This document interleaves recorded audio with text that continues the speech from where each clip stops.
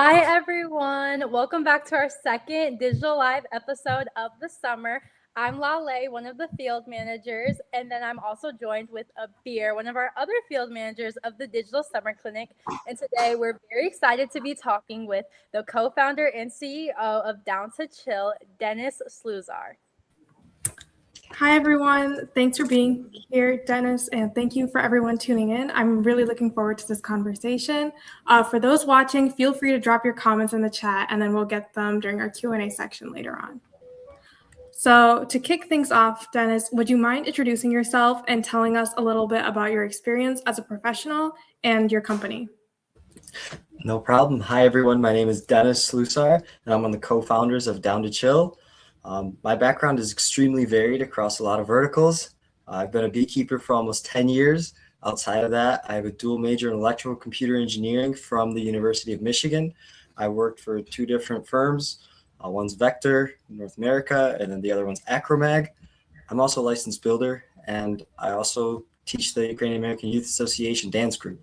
So with that, I'm involved in a lot of communities, have a lot of socialization, and so it was natural for me to see certain friction points and get to building Down to Chill. So Thank you for that, Dennis. That was really impressive. So I'm really looking forward to diving deeper into our conversation. So moving forward, we just have a couple questions to help us and the audience get to know you a little bit better. So what initially inspired you and your brother to start your guys' company? And what is one of the biggest challenges you guys have faced in the early stages? I guess one of the biggest things was I was extremely busy trying to work with all these groups, and so my friends would be out doing something fun, and I'd see it on a story and be like, hey, why didn't you guys invite me? And they would say, hey, Dennis, we thought you were busy. You're busy all the time. We just didn't check this time. And I was like, wow, there has to be a better system than calling every single friend every single time you're going out, making sure they're free. And so that was like the first aha moment. For Vlad, it was a little different because post-college, you start to see people less. You start to, like in college, you see everyone in their hallways, you know, their schedules. But post-college, unless you keep messaging them, texting them, hitting them up in general, it's hard to keep a social line open. So yes, this was a natural way towards it. That's a really good point. I definitely see, like, if you're not reaching out to these people, then they might like get upset later on that, oh my God, you didn't reach out to me. And then you never end up hanging out in the end. Another question I have for you is, what made your company initially decide to be part of the Digital Summer Clinic? Well, we thought that it could both be a huge benefit to us working with interns, and likewise for the interns, you do a huge resume boost for them when later on they get to say, hey, we did this, plus expose them to a lot of the different things that in a startup, you sort of learn to wear a lot of hats. And same thing, anyone working as part of a startup, they get exposed to a lot of different things. So yeah, we saw it as a dual benefit, and that's where it's coming from. That's such a great point, because something that I've learned is really important when it comes to like applying for different jobs is that it's good if you have those concrete skills, but then it's also important to have the transferable skills that you can do in many different roles, because it makes you useful in case you need to step up in different areas. So I really like that you highlighted that. And then, so how do you see the interns within the Digital Summer Clinic contributing to Down to Chill's growth over the next couple months within this summer? Got it. So there's a few ways. Both of them have fantastic resumes, fantastic backgrounds, and we've talked to them. They want to work in parallel in a lot of these things just so they have exposure.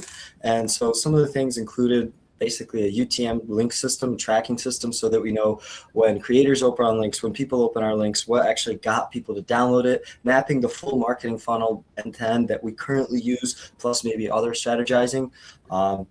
Everything surrounding the launch plan, describing it with Claude, going through, running the mechanics on that, and then actual like things from ad pixels, GA4, GTM, Google Tag Manager, a lot of things that might seem very out of the box right now, but with a little bit of research, they're very simple to implement, but they give a person in their arsenal the ability to do great things. So essentially mapping a full stack, and we've talked to them. There's a few ways. We essentially gave them a document that described all the different things, small descriptions of what things are. And we told them that, hey, you might not get to all of this. You might be more intrigued by certain parts. Certain things might bog your timing down. So we told them we're very flexible, there to help them along the way if anything they need, either providing tools such as AI subscriptions, something else. And yeah, so we're super flexible with them and hope to provide them a learning experience and at the same time gain value too.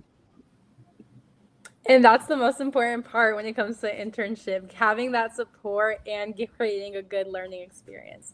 So now we're over to our Q&A section, and we don't currently have any questions from the chat, but I have a question myself. And Avir, if you have any, feel free to jump in, of course. So you might have talked about it a little bit, but just so I can get refreshed, can you talk a little bit about maybe what the app, it's an app, right? Like what would the design layout look like?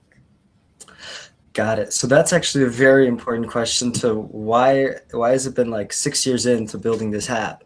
And so back when we were started, roughly before 2021, we had the idea. We just weren't serious enough until we realized, wow, this is like too difficult without it, living without it. So we're like, we'll build it if no one else can. And the original idea was you click a button and you show up on a list as just, I'm available to hang out. Everything else that we've built is supporting that. Just click one button when you're out of work or school that says I'm free to hang out, and that's it. You show up on a list to specific friends that you've identified. On top of that, we've built out mood selection so that the other party knows, are you down to go out, stay in, party, a show? What is your mood, essentially? Then we did an auto offline timer, one picture story. We don't want to include like scrolling nonstop. We want to be the app that gets people off the screen hanging out. So therefore, one picture story, just if you want to show who's there, like food on the table, whatever, inviting people over. Then a live map, because sometimes you want to see who's closest. And of course, privacy features, everything from right now on other apps, you have maybe liked followers lists. On us, you get to group people. Are they part of your besties, your work friends? How did you meet them? And then you can turn on down to chill mode for only a select few of your friends. Whether you want to show just your close friends you're down to chill or your whole social circle you're down to chill is always up to you. Privacy first. And on top of that, we've integrated chats. And the newest feature has been link up. So when you're actually hanging out with friends, almost always you have to create a group chat with the people there and do some sort of planning back and forth. Whether it's a bar, you're going out to somewhere else. So when two or more people are hanging out, they send a link request, and it visually shows them linked up to all their friends. And the friends can then be like, oh, hey, we want to join to you. And so expand the link and just link onto it like a chain. And so that way it's easy to see what your friends are doing, who's with who, and an extra step in socialization to get people out of their house and motivated to hang out. So. No, that's all great. I especially love that you guys, like you said, the point is to hopefully get people to stop scrolling, but you still implemented where people can at least post, a picture. So it keeps us kind of, similar, what we're familiar with within our other apps, but to a point where there's a healthy balance there. I really like that. That's the goal. Yeah, so that was great. So we've officially made it to the end of our Q&A portion and the end of the live. So before we wrap up, I just want to say thank you to everyone who's joined us today.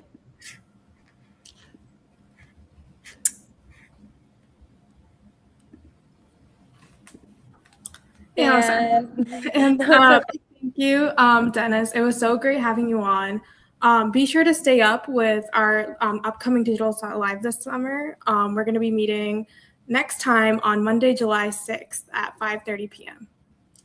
Thank you, Abir. Thank you, Lale. I really appreciate your time. Great questions. If I could be of any assistance in any way, please reach out. Always happy to help.